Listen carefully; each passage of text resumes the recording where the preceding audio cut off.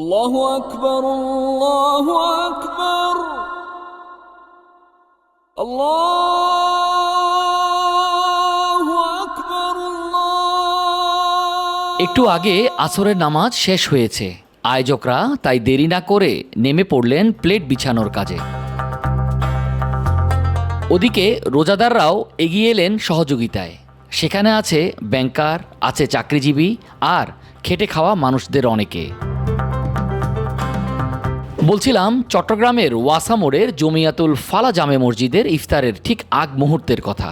প্রতি বছর পবিত্র রমজান এলেই এই মসজিদে ফুটে ওঠে এমনই সম্প্রীতির পরিবেশ, যার পেছনে রয়েছে ইবাদত, ঐতিহ্য আর মানবিকতা।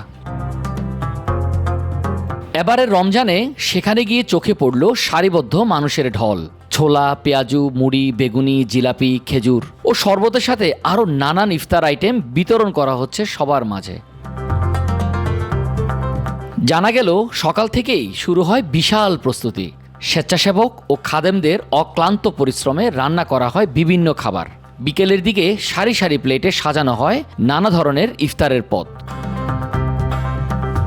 রোজাদারদের অনেকে জানালেন, এখানে সবার সাথে একসঙ্গে বসে ইফতার সারার উপলব্ধিটাই অন্যরকম। প্রতিদিন প্রায় ১৫০০ রোজাদারের জন্য ইফতারের ব্যবস্থা করা হয়। পাশাপাশি প্রায় ৪০০ জনের জন্য রাখা হয় সেহরির ব্যবস্থাও। এখানে পরিবেশটা ইফতার করতে ভালোই লাগে, খুবই আনন্দ। সবার সাথে একসাথে বসে ইফতারি করাটা মোটামুটি ভালো। ১৯৮৬ সাল থেকে শুরু হওয়া এই ইফতার আয়োজন আজ চট্টগ্রামের একটি উল্লেখযোগ্য ধর্মীয় ও সামাজিক ঐতিহ্যে পরিণত হয়েছে।